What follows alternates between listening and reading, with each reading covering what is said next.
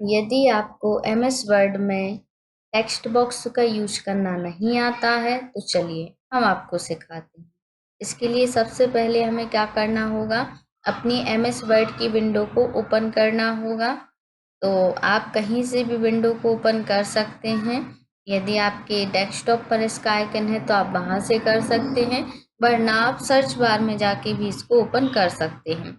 जैसे ही window open होती है तो कुछ इस टाइप का इंटरफेस हमें देखने को मिलता है। यदि आपको टेक्स्ट बॉक्स चाहिए तो आपको इंसर्ट मेन्यू, जिसे हम टैब के नाम से भी जानते हैं, का यूज करना होगा। ठीक है, जैसे ही इंसर्ट पर हम क्लिक करते हैं तो इसमें बहुत सारे ऑप्शन होते हैं। इसी के साथ हमें टेक्स्ट बॉक्स देखने को मिल जाता है। यदि आपको टेक्स्ट बॉक्स इंसर्ट कराना है तो आप यहाँ से करा सकते हैं। इस पर क्लिक करते हैं तो इसमें कुछ फॉर्मेट हमें पहले से बने बनाए दिए रहते हैं, जो कि हमें MS वर्ड के द्वारा प्रोवाइड कराए जाते हैं। इनमें से किसी भी एक फॉर्मेट को आप चूज कर सकते हैं और अपने अकॉर्डिंग उसमें फॉर्मेटिंग भी कर सकते हैं। जैसे ये हमने कराया तो इससे रिलेटेड देखिए फॉर्मेट मेन्यू आने लगा है।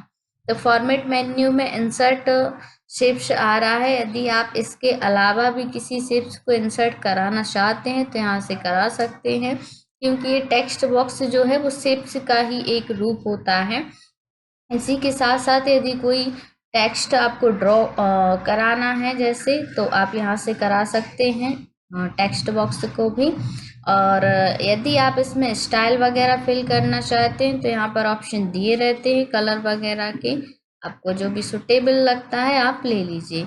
इसी के साथ साथ आप इसमें यदि कलर वगैरह फिल करना चाहते हैं, या किसी पिक्चर को फिल कराना चाहते हैं, या किसी ग्रेडियंट को फिल कराना चाहते हैं, या फिर क्या टेक्सचर फिल कराना चाहते हैं, तो वो भी आप फिल करा सकते हैं, जैसे हम यहाँ पर इस वाले टेक्सचर का यूज कर रहे हैं।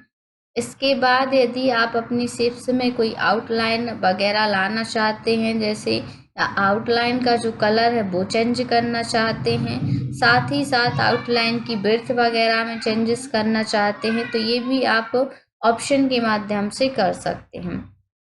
यदि अब आप इस शेप्स पर कोई इफेक्ट मतलब प्रभाव डालना चाहते हैं, जिससे ये क्या हो थोड़ा सा और अट्रैक्टिव लगे, तो इसके लिए भी ऑप्शन दिया रहता है। शेप्स इफेक्ट पर जाएंगे तो यहाँ पर अलग अलग टाइप से इफेक्ट दिए रहते हैं। जैसे प्रीसेट में आप देख सकते हैं अलग अलग टाइप से आ रहे हैं ये प्रभाव, जो भी आप अप्लाई कराना चाहें करा सकते हैं। यदि शैडो वगैरह का यूज करना चाहते हैं या रिफ्लेक्शन वगैरह का, तो रिफ्लेक्शन वगैरह वाले इफेक्ट का भी आप यूज कर सकते हैं। या 3D इफेक्ट यदि आपको अप्लाई कराना है तो 3D इफेक्ट भी यहाँ पर बहुत सारे आ रहे हैं। किसी भी 3D इफेक्ट का आप यूज कर सकते हैं। सिंपल सा आप उस पर क्लिक कर देते हैं तो वो अप्लाई हो जाता है। अभी हम नॉर्मल ही रहने दे रहे हैं। फिर इसके बाद अभी तक जो हम फॉर्मेटिंग कर रहे थे वो किस पर कर रहे थे, टेक्स्ट पर, सॉरी शेप्स पर। अब हमें फॉर्मेटिंग किस पर करनी है, टेक्स्ट पर। जैसे आप देख सकते हैं जो हमारा जो टेक्स्ट है वो नॉर्मल ही लिखा आ रहा है। हम चाहते हैं थोड़ा सा कलर्ड में या स्टाइलिश तरीके से लिखा है, तो यहाँ पर वर्ड आर्ट ऑप्शन दिया है। यहाँ पर कुछ ऑप्शन आपको देखने को मिल जाएंगे स्टाइल के, तो आप किसी का भी यूज कर सकते हैं। इसी के साथ यदि आप टेक्स्ट में कलर वगैरह फिल कराना चाहते हैं या फिर ग्रेडियंट वगैरह फिल कराना चाहते हैं तो ये भी आप करा सकते हैं। आउटलाइन का भी ऑप्शन दिया हुआ है, लेकिन आपको थोड़ा सा ध्यान रखना होगा कि जो फॉन्ट साइज है वो थोड़ी बड़ी रखनी पड़ेगी, वरना आउटलाइन और टेक्स्ट फिल में कोई अंतर समझ में नहीं आएगा आपको। तो थोड़ा सा आप फॉन्ट साइज बढ़ा सकते हैं अभी, लेकिन हम कोई भी जो आउटलाइन या कलर वगैरह फिल नहीं कर रहे हैं। इसके बाद यदि आपको टेक्स्ट में इफेक्ट डालना है तो टेक्स्ट में भी इफेक्ट यहाँ पे आपको देखने को मिल जाएंगे। तो किसी भी इफेक्ट का आप यूज कर सकते हैं। देखिए इस टाइप से जैसे हम आपको दिखा रहे हैं अभी, जैसे हम ये रहने देते हैं। इसके बाद यदि आप टेक्स्ट का डायरेक्शन चेंज करना चाहते हैं तो यहाँ से टेक्स्ट का डायरेक्शन चेंज कर सकते हैं। इसके साथ साथ उसका अलाइनमेंट चेंज करना है, जैसे टॉप में, बॉटम में, जहाँ भी आप अपने टेक्स्ट को रखना चाहते हैं रख सकते हैं। और पोजीशन यदि आप इसकी सेट करना चाहते हैं, जैसे लेफ्ट, राइट, टॉप, बॉटम, जहाँ भी, तो आप कर सकते हैं।